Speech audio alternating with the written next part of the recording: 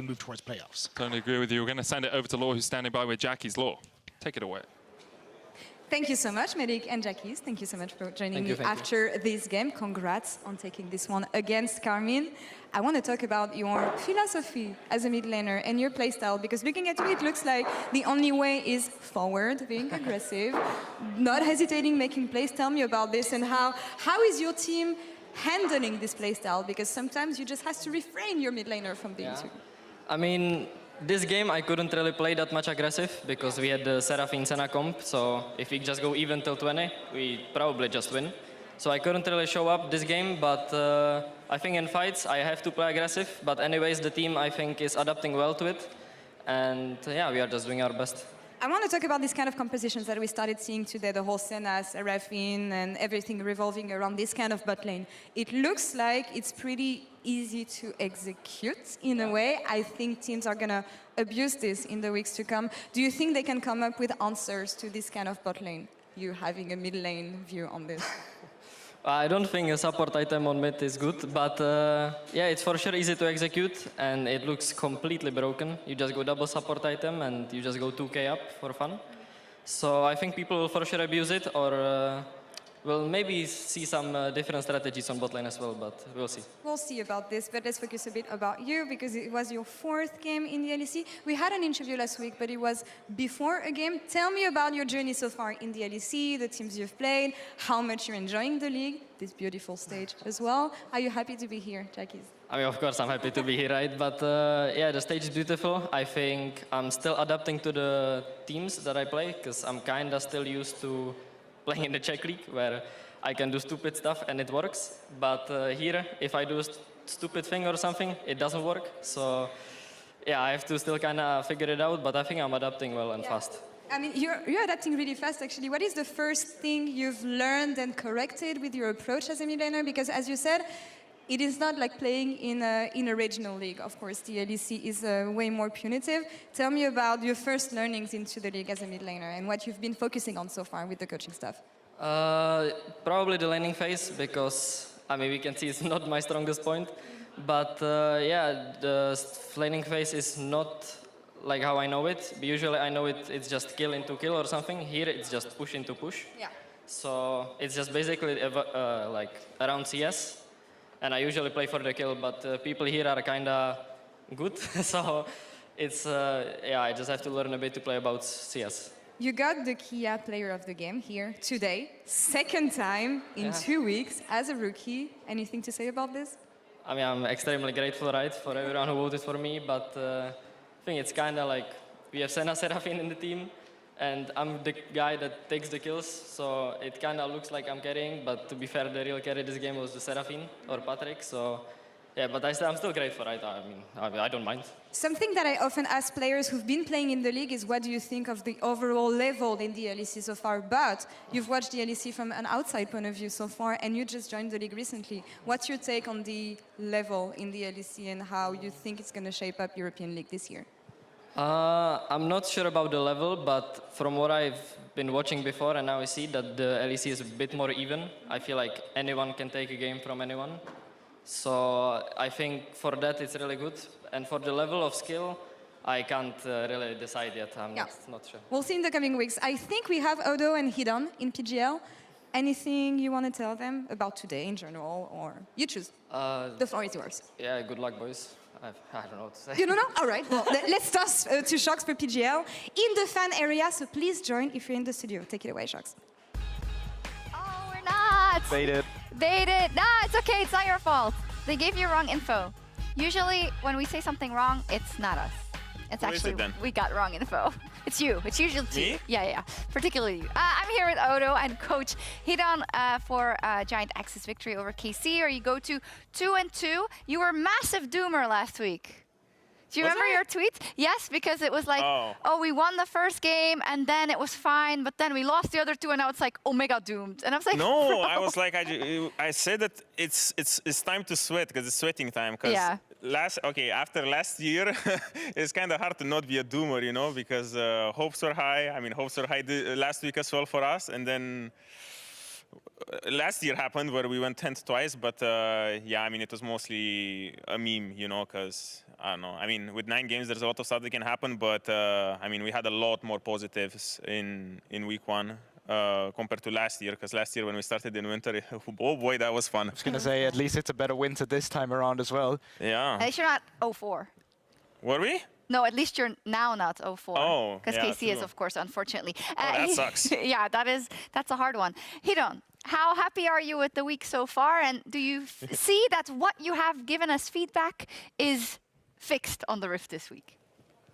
Yeah, I mean, what happened today, I mean, the week is still long, right? But what happened today is we found a strat that we like, and we took the win, and it was just handed to us by by the draft. So I'm happy with how the scrim went, or how the scrim days have went in terms of improvement. But you know, it's only just this one day. I like it. You're just saying, well, this is just a bit broken. Yeah, for sure. Yeah, right now yeah. it is, though. It does look like it.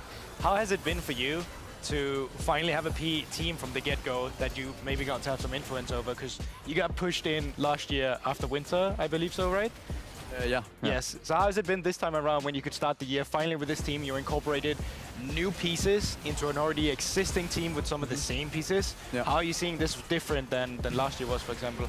I think obviously coming into a team that goes 10th, you don't know really what to expect. But You can't do worse. You can't do worse, right? And We literally did. We literally went 10th again. no, one extra win. That's literally one extra worse. You had one extra win, apparently. Yeah, so Yeah, but no one effect. remembers that, or no one The cares Hidon about that. effect. yeah, it was just you know anyways, starting with this team, it's been really great because we had more time to build the infrastructure and to build our approach to the game. Yeah. And in summer split, it was still like our asses were on fire from the start of the split, so it was very, very taxing, and you just had to survive in the chaos. But this time around, we built something sustainable where people don't burn out and they basically can't breathe. And I think that's the main thing for us this year. And we just keep building, and then hopefully by the end of the year, we have something really special that can hopefully carry us further than, you know, just the finals. Then 10th. Just the also. finals. Yeah. Can you elaborate, both of you, maybe a little bit about how you're, because we hear this a lot from teams, right? They're like, well, we don't want to burn out, but also we actually need to do so much to get better. Plus, there's content for teams, there's PTL, there's all kinds of things. So, like, can you give me some examples of what you're trying to improve? You want to go or me? Or- Yeah, no, I can go. I mean, yeah, especially now. Well, I noticed this week, especially because with the new season stuff, new season changes, I feel like games are going longer. So actually, our scrim days are going a bit longer than usual, because I felt like before we used to finish a lot earlier. But now, at least, there's a lot less randomness happening. It feels like, you know, from the moment we get to the office, the day is sort of planned out, and there's a lot of stuff to do. It feels like every second of your time is kind of managed, so it's kind of annoying at some point, you know.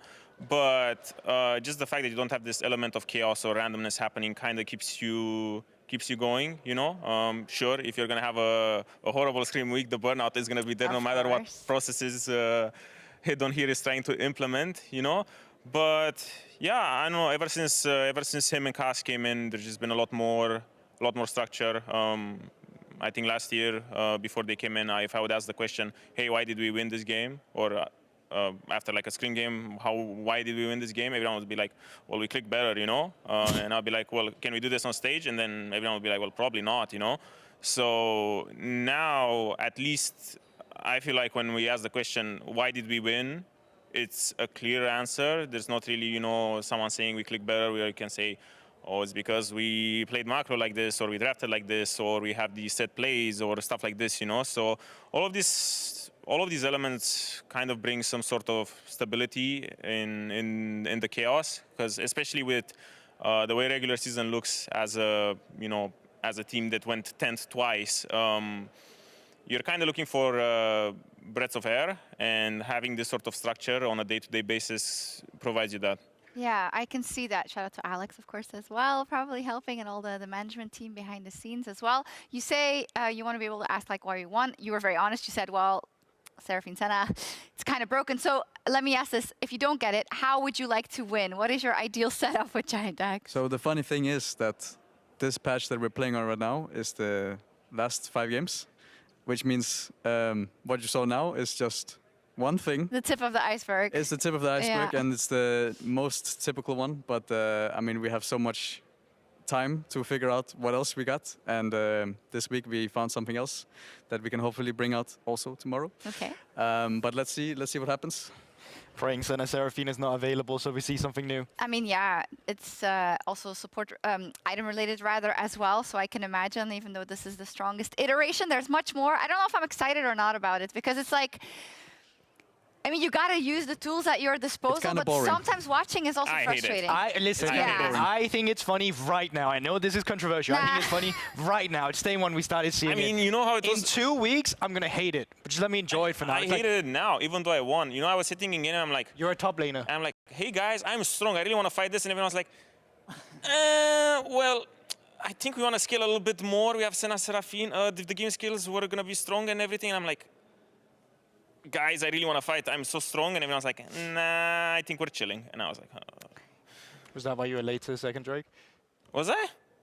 I mean, the minions were right there, you know. I had to get right. I mean, you guys love your stats, you know. You always have these fancy graphics and everything. So, you know, you lose a Drake, but stats go up. So, you know, stats go brr. So it's Yeah, great. you want to flame The Goldberg stocks goes also? up. It's a better team today if you want to. Did Oh, you, is I don't it? know if you Yeah. saw, we had a pause and Wonder, Yankas, and Perks were accidentally on the desk for something else, but they were there filling, and Wonder was just perma-flaming Goldberg. So basically, Wunder said he was the new me, so he's coming for my job. And we've already seen you on the analyst desk as well. So Oh, if I mean, there's I mean, you know, it's in the bag already, so it's fine. Yeah, it's 2 times 10. We're like, yes, I mean, Odo on the desk. I'm let's only go. I'm praying for Odo to win now. If you go 10th again, I'm losing my job. I mean, it's up to Hidon, you know, whatever he cooks and lets me play. If I get 10th 3 times this year, then GB, you're out of a job, I think. You're just going to have to scale just been the worst day for ever another today. 5 games. Yeah, yeah. Let's take a look at the standing.